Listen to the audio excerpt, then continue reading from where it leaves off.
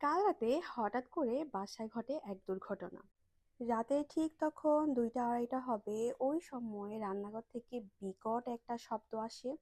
তো আমরা নর্মালি সবাই যে যার রুমেই ছিলাম, যেহেতু আমাদের ওই মুহূর্তে আর কোনো কাজ নেই, রান্না টান্না সব সন্ধ্যায় শেষ হয়ে গিয়েছিল। কিচেনে এমন কিছুই ছিল না যে চুলা অনেক সময় ধরে জ্বলছিল যার কারণে হিট হয়ে এরকমটা হবে।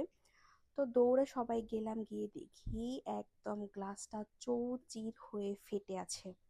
আমি একটু হাত দিয়ে দেখানোর ট্রাই করলাম যে কতটা ফেটেছে।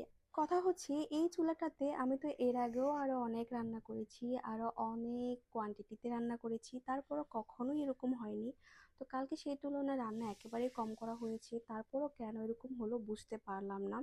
আর এই চুলাটার বয়সও অনেক দিন হয়নি, কম করে 1 থেকে 1.5 বছর হবে। তো 1 থেকে 1.5 বছরের মধ্যে এইভাবে ফেটে চৌচির হয়ে যাওয়ার কারণটা কি আসলেই আমি জানি না।